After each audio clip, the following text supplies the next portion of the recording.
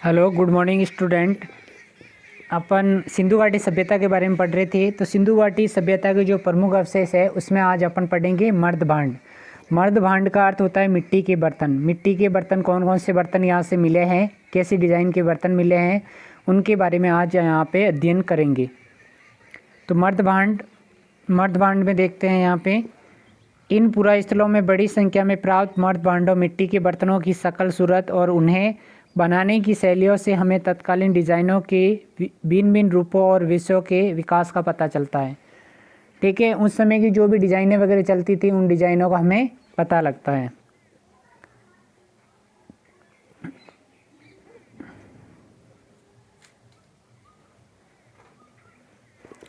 सिंधु घाटी में पाए गए मिट्टी के बर्तन अधिकतर कुम्हार की चाक पर बनाए गए बर्तन हैं, हाथ से बनाए गए बर्तन नहीं है। यानी उस पर चाक पे बनाए गए बर्तन है, हाथ से बनाए बर्तन यहाँ पे कम मिलते हैं। मिट्टी के बर्तन जो भी मिले थे वो चाक पे बनाए हुए थे। चाक जो गोल गोल घुमाने की चाक होती है, ठीक है, उस पर जो कुम्हार अपन दिए वगैरह बनाता है और मटके वगैरह बनाता है उस पर।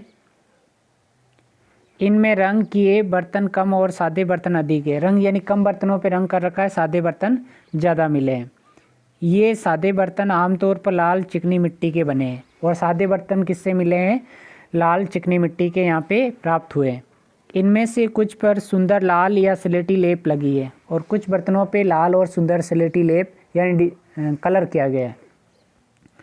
कुछ कुंडीदार पात्र है जो घुंडियों की पंक्तियों से सजे हैं। यानी कुछ कुंडीदार पात्र हैं जो घुंडियों की पंक्तियों से सजे हुए हैं, यानी उस पर कुछ टाँकने के या ऐसे बना रखे हैं। काले रंगीन बर्तनों पर लाल लेप की एक सुंदर परत है जिस पर चमकीले काले रंग से ज्यामितीय आकृतियाँ और पशुओं की डिजाइन बने हैं। ठीक है, जो उस पर ज्यामितीय आकृतियाँ बनाई गई है, ज्यामितीय आकृतियाँ और पशु आकृतियाँ बनाई गई है। ज्यामितीय आकृतियाँ का मतलब होता है जो गणित में अपन आकृतियाँ काम में लेते हैं, जैसे त्रिभुज है, आयत है। बहुरंगी मर्द भांड बहुत कम प्राप्त हुए हैं। इनमें मुख्यतः छोटे कलश शामिल है जिन पर लाल, काले, हरे और कभी कभार सफ़ेद और पीले रंगों की ज्यामितीय आकृतियाँ बनी है। यानी यहाँ पे रंगीन बर्तन बहुत कम मिले हैं, ज़्यादा रंग किए हुए, और जो भी मिले हैं वो छोटे कलश मिले हैं। उन पे कहीं कहीं पे लाल, काले, हरे और कभी कभार सफ़ेद और पीले रंग से ज्यामितीय आकृतियाँ उस पर बनाई गई थी।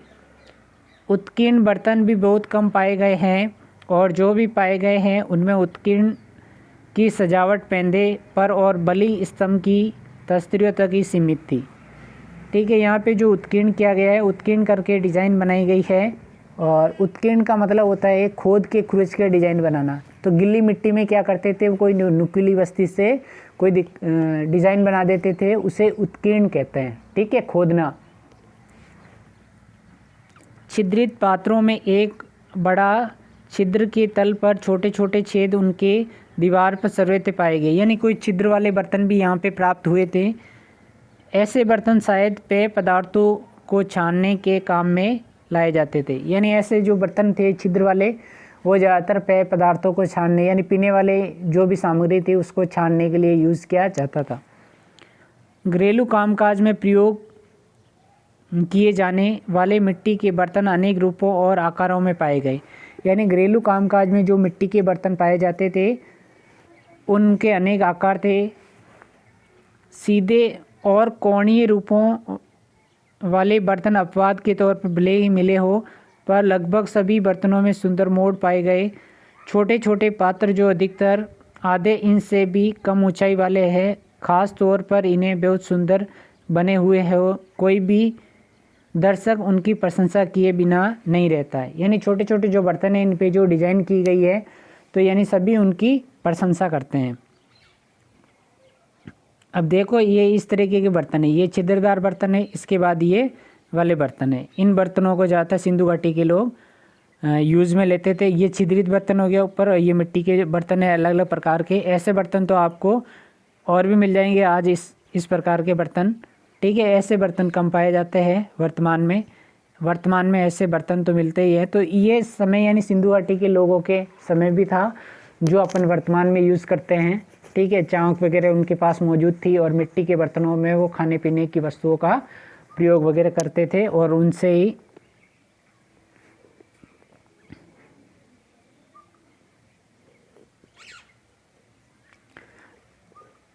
अब आगे देखते हैं अपन आभूषण। ठीक है, आभूषण कैसे मिले थे, आभूषणों के बारे में देख लेते हैं।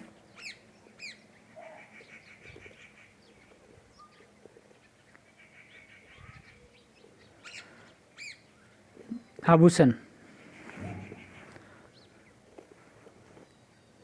हड़प्पा की पुरुष और स्त्रियां अपने आप को तरह तरह के आभूषणों से सजाते थे। ये गहने बहुमूल्य धातु और रत्नों से लेकर हड्डी और पकी हुई मिट्टी के बने होते थे।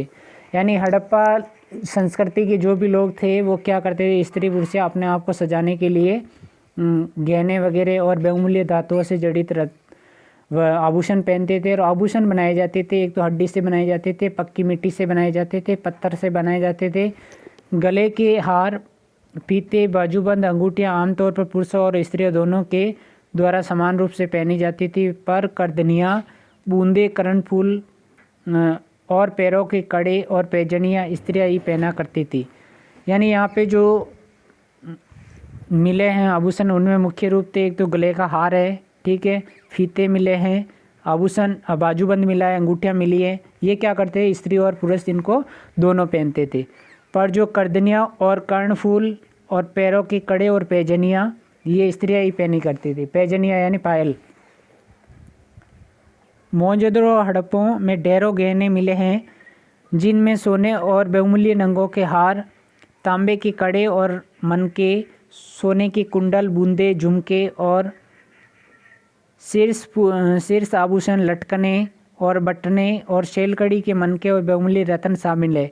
सभी आभूषणों का सुंदर ढंग से बनाया गया। ये ध्यान देने वाली बात है कि हरियाणा के फरमाना स्थल पर एक कब्रिस्तान शवादान पाया गया जहां शवों को गहनों के साथ दफनाया गया।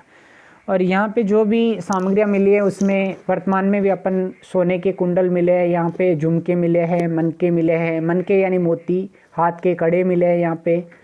और आपको मुख्य रूप से ये ध्यान रखना है, सोने के तो यहाँ पे आभूषण मिले थे, ठीक है, पर चांदी के आभूषण यहाँ पे बहुत कम मिले हैं, ठीक है। आविष्कार पता नहीं था इनको लोगों को, और लोहे का तो बिल्कुल ज्ञान नहीं था इनको, ठीक है। लोहे का कुछ भी यहाँ पे सिंधु घाटी में अवशेष नहीं मिला है।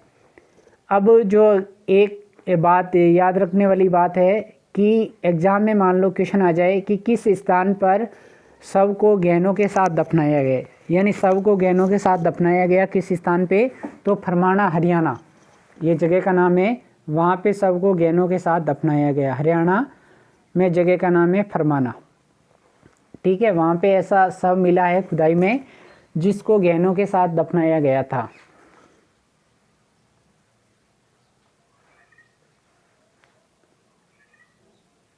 इस तरह के ज़्यादातर वो आभूषण वगैरह इनका प्रयोग करता था, ठीक है। ये मोती एवं आभूषण है उसके, इन आभूषणों का ज़्यादातर वो प्रयोग करता था। और अब देखते हैं अपन आगे और जो इसके प्रसिद्ध स्थल है इनके बारे में।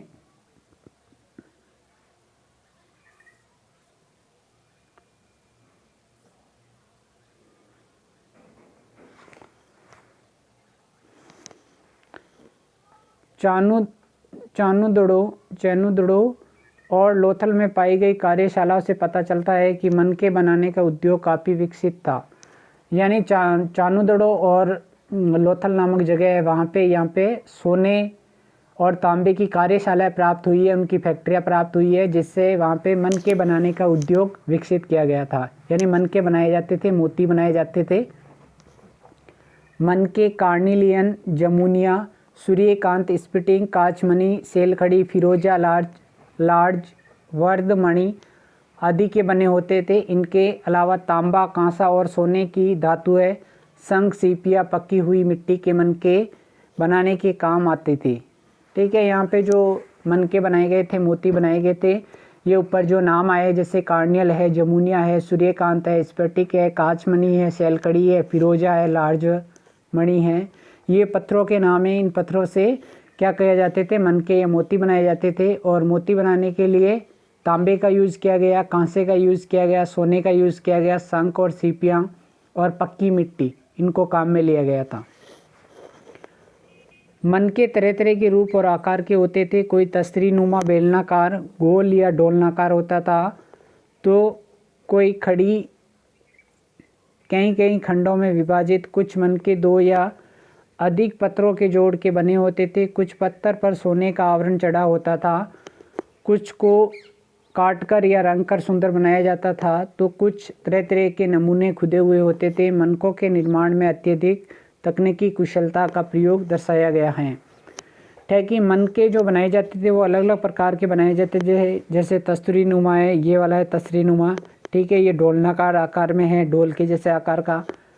फिर बेलनाकार और डोलनाकार, ये शेप हो जाएगा।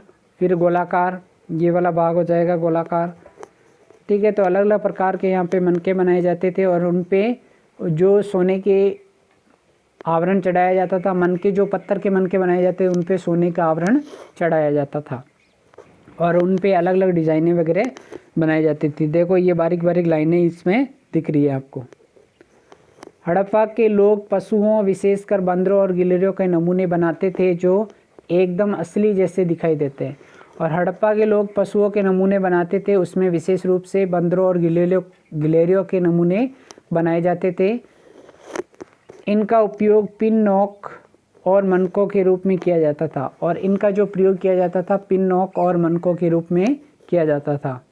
पिन जो सेफ्टी पिन होती है वैसी पिन बनाने के लिए इन्होंने यूज़ किया था। सिंधु घाटी के घरों में बड़ी संख्या में तकुए, तकुआ, चक्रिकाएँ भी मिली हैं, जिससे पता चलता है कि उन दिनों कपास और ऊन की कताई बहुत प्रचलित थी। गरीब और अमीर दोनों तरह के लोग कताई का आम रिवाज था, ठीक है। वहाँ पे चक्री जो जैसे चरखा देखा होगा आप, चरखे के यहाँ पे भी अवशेष मिले हैं, जिससे ये अनुमान लगाया जाता है कि यहाँ पे सूत कताई का काम या ऊन कताई का काम किया जाता था। और ये गरीब और आम लोगों दोनों में प्रचलन था ऊन कताई का काम। ये तथ्य इस बात से उजागर होता है कि तकुए की चक्रिकाएँ मिट्टी तथा सीपियाँ की बनी हुई पाई गई। और जो चक्रिकाएँ पाई गई यानी जो चरखा मिला है यहाँ पे, वो चरखा मिला है मिट्टी का और सीपिया का। सीपिया यानी पत्थर टाइप में होता है, सीपी जो शंख होता है, शंख को भी बोला जाता है। पुरुष और स्त्रियाँ धोती और शॉल जैसे अलग अलग कपड़े पहने थे। और पुरुष और स्त्रियाँ धोती, शॉल ऐसे एक जैसे ही कपड़े पहने हुए थे। ज़्यादातर शॉल बाएं कंधे के नीचे से ले जाकर बाएं कंधे के ऊपर जाती थी, यानी दाएं कंधे के तो नीचे की ओर रहती थी और बाएं कंधे के ऊपर की ओर रहती थी, ठीक है। यह चैप्टर आपका यहीं समाप्त होता है। ये चैप्टर कंप्लीट हो चुका है आपका, ठीक है। ये थोड़ा सा बचा है। बाकी जो ज़्यादातर ऐसी आकृतियाँ यहाँ पे ये खिलौने मिले हैं टेराकोटा के। टेराकोटा यानी मिट्टी के खिलौने।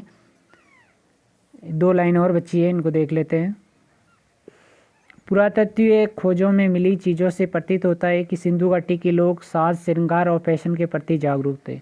यानी जो भी सामग्री मिली है, अवशेष मिले, उससे ऐसा पता लगता है कि जो सिंधु घाटी के लोग थे वो फैशन में भी विश्वास रखते थे और फैशन करते थे। वो उनमें केस सजा की भिन्न भिन्न शैलियाँ प्रचलित थी, यानी केस सजा की अलग अलग तरह के बाल बनाने की उसमें प्रचलन था। पुरुष दाढ़ी मूछ रखते थे। स्त्रियाँ सुंदर दिखने के लिए सिंदूर, काजल, लाली का प्रयोग करती थी और चेहरे पर लेप लगाती थी, यानी मेकअप करती थी, सीधी सी बात है। धोलावीरा में पत्थरों के ढांचों के अनेक अवशेष मिले हैं, जिनसे ये प्रकट होता है कि सिंधु घाटी के लोग अपने घर आदि के निर्माण में पत्थर का प्रयोग करते थे। यानी वहाँ पे जो ढांचे मिले हैं और घरों के अवशेष मिले हैं, तो उनसे पता लगता है कि वो ईंटों का प्रयोग तो अधिकतर किया था उन्होंने, ठीक है। ईंटों का प्रयोग ज़्यादा किया, ये ध्यान रखना। पर ईंटों के साथ साथ कहीं कहीं पे पत्थरों का प्रयोग भी दिखाई देता है। मान लो एग्जाम में क्वेश्चन आ जाए कि ज़्यादातर उनके जो मकान बने हुए थे वो किससे बने हुए हैं, तो ईंटों से बने हुए थे, ठीक है।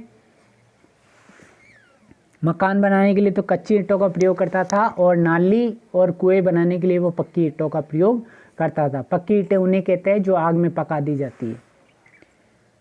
सिंधु घाटी के कलाकार और शिल्पकार अनेक शिल्पों में अत्यधिक परंपरागत थे, जिनमें धातु का ढलाव, पत्थरों पर नक्काशी, मिट्टी के बर्तन बनाना और उन्हें रगड़ना एवं जानवरों, पौधों और पक्षियों के साधारण रूप को लेकर टेराकोटा का निर्माण मुख्य है। यानी वो परंपरागत शिल्प कार्य करता था। शिल्प कार्य यानी छोटी छोटी मूर्तियाँ या खिलौने बनाना, तो उसमें परंपरागत काम होता रहता था। उसमें धातु की ढलाई करता था, यानी धातु डला के वो मूर्तियाँ बनाता था। छोटी छोटी पत्थरों पे नक्काशी करता था, यानी खोद कर को डिजाइन बनाता था। मिट्टी के बर्तन बनाता था और उन्हें रंगता था, और जानवरों या पक्षियों या पौधों की आकृतियाँ वो बनाता था। मिट्टी से जानवरों की मूर्तियाँ, पक्षियों की मूर्तियाँ बनाता था। ठीक है, ये आपका चैप्टर कंप्लीट होता है। आपको ये क्वेश्चन करने हैं, ठीक है। और इस क्वेश्चन में ज़्यादातर लॉजिक क्वेश्चन है, ठीक है। जैसे मान लो पहला क्वेश्चन है, सिंधु घाटी के लोग कला प्रेमी थे, इस कथन को न्यायोचित कीजिए। यानी उसके कला के जो अवशेष मिले उनके बारे में लिखना है, ठीक है। आज की क्लास यहीं समाप्त होती है। नेक्स्ट क्लास में आपका जो 3rd चैप्टर है मौर्यकालीन कला, उसको लिया जाएगा।